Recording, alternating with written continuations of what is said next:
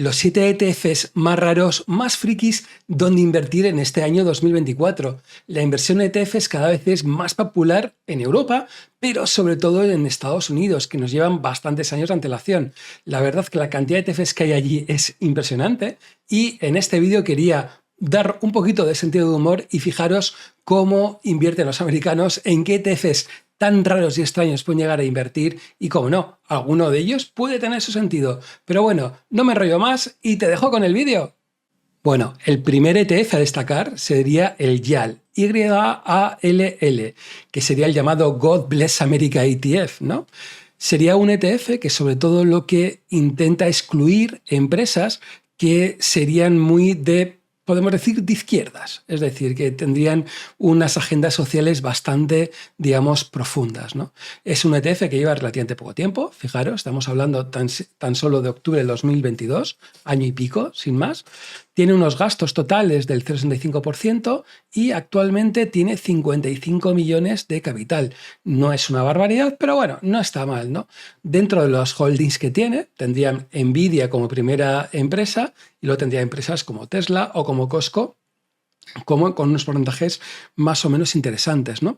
Lo curioso es que no ha ido tampoco mal si lo comparamos contra el SPY, es decir, contra el ETF del S&P 500, consiguiendo en el último año una rentabilidad mayor que, por ejemplo, habiendo invertido directamente en el S&P 500. Curioso, ¿no? Que se obtenga más rentabilidad invirtiendo en políticas antiizquierdas que otra cosa. Pero bueno, como curiosidad, el primer, digamos, ETF. El segundo ETF sería el NANS, ¿no? Que sería el Unusual Whales Subversive Democratic Trading ETF, ¿no? Que sería, o lo que intenta es copiar las acciones en las que invierten los miembros del Partido Demócrata americano, incluyendo también a sus familias. Digamos, es como si de repente nos dijeran en España que alguien quiere decir, vamos a ver en qué está invirtiendo el Partido Popular o el PSOE y vamos a ver dónde invierten y vamos a hacer una cartera mirando dónde invierten ellos. Son información que en Estados Unidos tienen que darla, también en España, y estos americanos no se crean, no han hecho nada más que decir, vamos a crear este ETF y vamos a ver qué tal va, ¿no? Entonces, fijaros, estamos hablando que es relativamente pequeño, o sea, es decir, de hace relativamente poco tiempo, estamos hablando de julio del 2023, unos gastos del 0,75%, que no es una barbaridad, y tampoco tiene tanto. Al final, fijaros que tiene 18 millones, digamos, de dólares de patrimonio. Y fijaros las acciones que tiene. O sea, Microsoft, Amazon, Apple, Nvidia, Alphabet, Netflix, un poquito de todo y grandes empresas, como podemos, digamos, ver. Entonces, la pregunta, ¿qué tal lo ha hecho? Pues podemos ver que los resultados tampoco es que hayan sido malos, malísimos, ni mucho menos. Fijaros cómo en lo que llevaría de año sería un 3,97%, llevamos poquito tiempo, contra un 2,92% del SPY, que sería, digamos, el S&P 500, y en los últimos 3 meses, fijaros, incluso ha dado unos poquitos resultados mejores que, digamos, el SPY. Es decir, que si antes estábamos hablando de un ETF que sobre todo estaría en contra de los partidos, digamos, de izquierdas, el NANS, que invertiría sobre todo donde invierten los demócratas y las familias de los políticos demócratas, pues habría dado unos muy buenos resultados en los últimos meses. Otro ETF que, digamos, que me ha explotado la cabeza sería el ETF WWJD, que sería como algo traducido como What would Jesus do? ¿No? Es decir, lo que haría Jesús, más o menos, ¿no? O sea, fijaros de lo que estamos hablando. Entonces, este fondo lo que hace es seleccionar unos ciertos valores atendiendo a valores bíblicos y que están definidos por el creador del índice. Este índice va a quitar, por supuesto, todo lo relacionado con abortos, con juego, con alcohol, con tabaco, con pornografía, temas LGTBI, etcétera, ¿no? Y con cada una de estas cosas, pues crea su índice y invierte en ello. Entonces estamos hablando de un ETF que viene desde el año 2019, no está mal, cobra un 0,80%, digamos, de gastos y fijaros, tiene un patrimonio de 240 millones de dólares, que no está nada, pero que nada mal, ¿no? Dentro de las principales compañías tiene Advantest, tiene Lonza, tiene ASML o tiene Ferrari. O sea, fijaros, ¿no? Yo cuando me he encontrado que tendría Ferrari, esto es la primera pregunta que digo, ostras, en principio, si hoy por hoy Jesús viviría, iría en Ferrari, porque si no, no acabo de entenderlo cómo pueden mezclarlo. Nada, una chorradita, pero bueno, que me ha parecido curioso, ¿no? Desde el punto de vista de resultados, podemos ver que los resultados no han sido relativamente buenos si lo comparamos contra el índice. Fijaros, estaríamos hablando de un 3,97% contra el 8,03% anualizado de este ETF respecto al URTH, que sería como el MSCI World americano. En Europa tenemos el WDA, en Estados Unidos, sobre todo, el índice para relacionarlo sería el URTH. Bien. Fijaros que los datos realmente han sido peores que en sí tenerlo desde el punto de vista del propio MSCI World. Otro ETF que me ha parecido también bastante curioso es el SJIM, ¿bien? Y que sobre todo lo que intenta es apostar en contra de lo que dice uno de los locutores más famosos de América, que se llama Jim Cramer, que tiene un programa en la CNBC que se llama Mad Money y que sobre todo lo que hace recomendaciones sobre acciones. Es decir, que directamente lo que hace este ETF, es decir, si el señor Cramer dice que quiere invertir, por ejemplo, en Alcoa, pues nos ponemos en contra de esta empresa y ya está, ¿no? Entonces, como curiosidad, tiene un 1,20%, digamos, de comisiones. Muy poca gente lo sigue, 2,40 millones de dólares solo en patrimonio, y no lleva tanto tiempo. Estamos hablando desde el 3 de febrero de 2023, es decir, que apenas tiene tanto tiempo.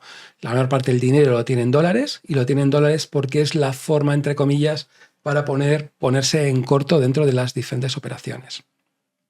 Los datos, pues realmente han sido malos. Fijaros, lo que llevaría de este año llevaría menos un 8% contra un 2,92% del índice. Es decir, que de momento apostar contra este locutor de televisión pues parece que no está dando unos muy buenos resultados.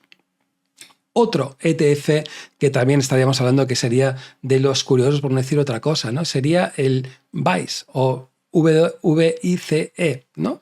Y sobre todo es un fondo que lo que hace es invertir en empresas que se dediquen a temas de alcohol, tabaco y cosas relacionadas con juego. Es decir, todo lo que aquello podríamos decir que Jesús no apoya, pues estarían este ETF intentando entrarlo, ¿no?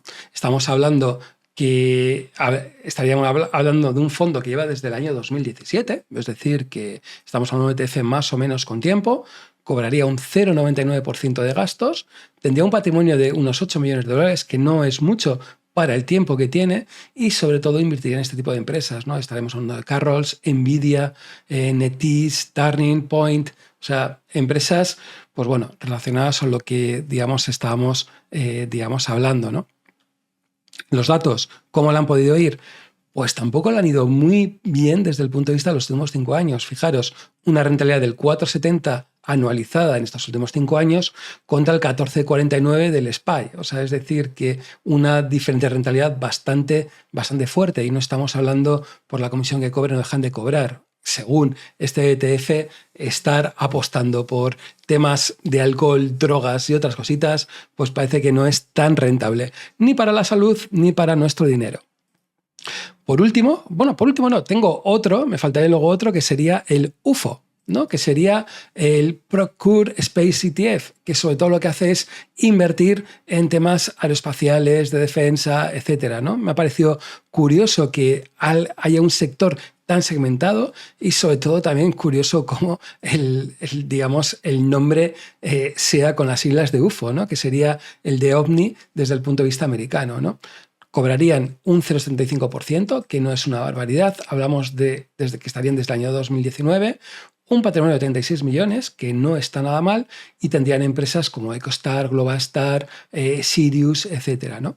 Desde el punto de vista de cómo les ha podido ir, pues fijaros, realmente podemos hablar que les ha ido mal, por no decir otra cosa, ¿no? Fijaros, con los últimos 3 años han obtenido una rentabilidad interanualizada, es decir, cada año de perder un 14,61% contra el 10,69% que habríamos obtenido con el SPY. O sea, es decir, que haber invertido en extraterrestres o pensar en ovnis o cosas aeroespaciales, pues no ha sido tan interesante como haber invertido directamente en el SPY, directamente. Y por último, destacar el TOC, ¿no? Que sería el ICES MSCI Kokuai ETF, que simplemente es un ETF que dice, me quedo con todo, no me mola Japón y me olvido de Japón. O sea, me olvido de Japón para quitarme de líos, ¿no? Entonces, curioso, estamos hablando de un ETF que lleva desde el año 2007, es decir, mucho tiempo, tiene unos gastos realmente bastante comedidos de tan solo el 0,26%, mucho patrimonio, 195 millones de dólares y sobre todo los holdings que tendría, pues Apple, Microsoft, Nvidia, Amazon, etcétera, realmente los grandes, o sea, dentro de todo. ¿Y cómo lo ha hecho? Pues fijaros, si lo comparamos contra el URTH, que sería, digamos, el MSCI World desde el punto de vista americano, como para forma de compararlo, pues fijaros, en 10 años habría dado más rentabilidad que habiendo invertido directamente en el MSCI World, es decir, que Japón, como sabemos, no lo ha hecho tan bien como puede parecer, e incluso desde el punto de vista de este año lo estaría haciendo mejor que el MSCI World, digamos, puro y duro dentro de todo esto, ¿no? Y bueno, nada más, me ha salido un vídeo bastante redondito, no me he enrollado mucho. 12 minutos apenas, 11 minutos y pico, y yo creo que era bastante interesante para ver la cantidad de ETFs raros que hay. Desgraciadamente, sobre todo lo vemos en Estados Unidos, parece que tiene otro sentido del humor, o pensemos que la tecnología o que está mucho más desarrollada que lo que tenemos en Europa. Para contratar estos ETFs desde Europa se pueden hacer, pero no de una manera sencilla ni mucho menos. Pero bueno, siempre que a alguno le interese, hay métodos para poder, digamos, contratarlos. Pero bueno, te dejo con una preguntita y es sencilla. ¿Cuál es el ETF que más te ha molado de los raros? ¿En cuál invertirías de estos 7 ETFs extraños? Hay de todo para que puedas elegir. Y me da igual tu religión, tu punto de vista político, porque hay para todo. Y por último, decirte que tenemos un canal en Telegram que se llama Mejores Depósitos Subasteros, en los que sobre todo hablamos de depósitos, letras, bonos, inversiones, indexados, etcétera. Y por supuesto, te invito a que participes porque es completamente gratis. Nos vemos en el siguiente vídeo.